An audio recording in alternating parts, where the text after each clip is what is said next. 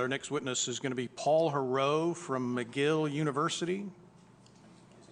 And again, you have 5 minutes, sir.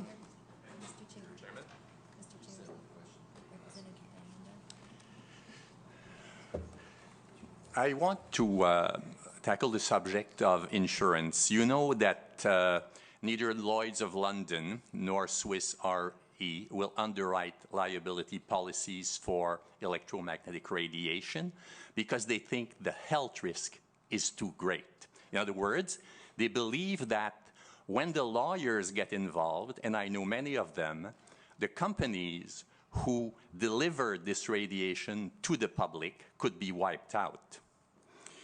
By combining 5G and self-driving cars equipped with radar, you would create an exceptional opportunity for a class action lawsuit against both telcos and the car industry. I don't know how you can support the deployment of 5G, a new cellular system that will seriously enhance human exposure to electromagnetic radiation, when you know what Dr. Goldberg just told you.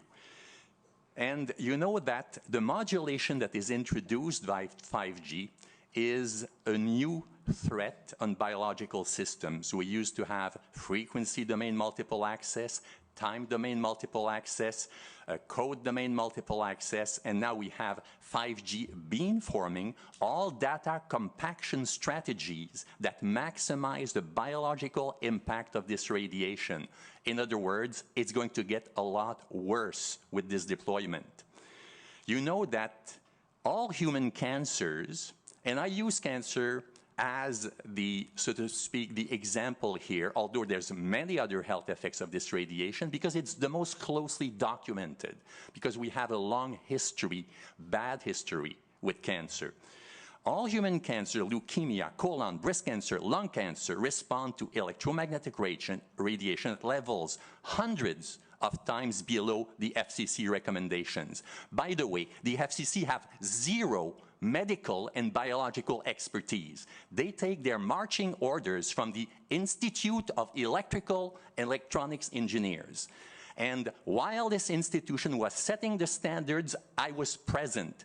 And I know how lightheartedly they suppressed any information that would impair the development of their applications. They just didn't want to hear about it.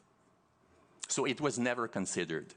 How can you allow this when the International Agency for Research on Cancer, the foremost authority on human cancers, warned you twice in 2002 and in 2012 about the link between electromagnetic radiation and cancer in humans?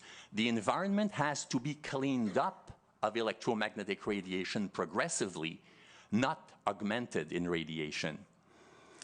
Electromagnetic radiation has repeatedly been linked with cancer in animals. Chu, in 1992, reported with 200 rats a multiplication by 4 of primary malignancies in animals exposed. Ripaccioli in 1997 reported with 200 rats enhancements of lymphomas by a factor of 2.4 in mice exposed to EMR. This year, the National Toxicology Program is reporting strong evidence of similar results with 1,440 rats and 1,680 mice. Finally, also this year, the Ramazzini Institute in Italy is confirming the NTP results using 2,448 male and female rats. So I urge you, don't listen to me.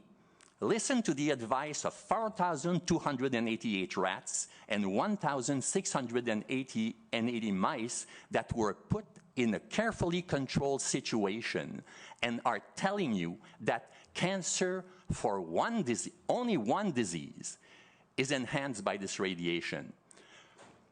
Diabetes is 25% of your health budget.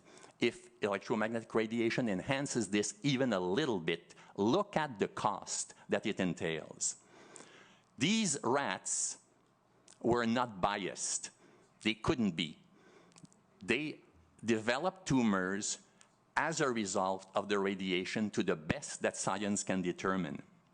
And there is a group of people that are hypersensitive to these fields confirming that the effect is real, and these people have genetic variations that we understand are linked to the electromagnetic radiation. What America needed a long time ago was a chicken in every pot.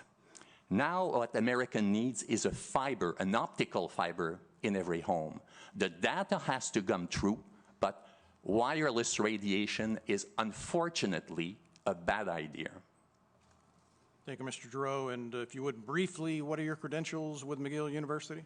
I am at the Faculty of Medicine. I am the director of the Occupational Health Program within the Department of Epidemiology, Biostatistics, and Occupational Health.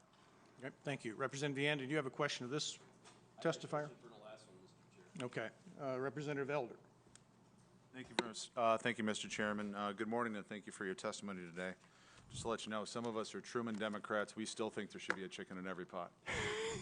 At the beginning of your testimony, you indicated concern that implementation of this technology will cause liability to the auto industry. Yes. Are you aware that both the General Motors Corporation and the Ford Motor Company are in support of this bill because they feel it's necessary for their autonomous vehicle future? Look, historically, industry does not have a good record of making good choices. GM's original view on car crash safety was that cars don't cause accidents, drivers do.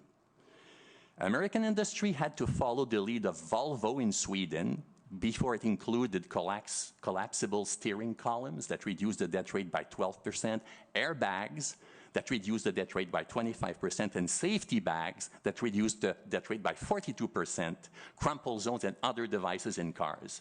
Remember these heavy cars with big bumpers that were full of chrome everywhere, you know, that were killing machines rather than meant to be used by humans.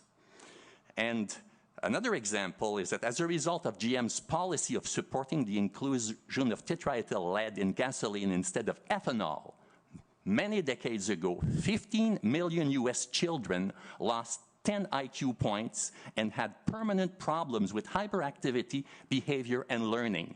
So don't tell me that we have to follow the recommendations of the captains of industry, because I worked in industry for more than a decade. And I love these people, but their focus is so great on what they're doing. They want to serve, but their focus is incredibly directed to their task. They have no knowledge of health effects of their works, and this creates a schism within society that we have to bridge. And unfortunately, this may fall upon you. Thank you, Mr. Giroux. Representative Deanda, do you know? I'll wait till the next one, Mr. Speaker. Okay, do you want Mr. O'Rourke to come back? Yeah, I would appreciate it. Representative Deanda, have a question of Mr. O'Rourke.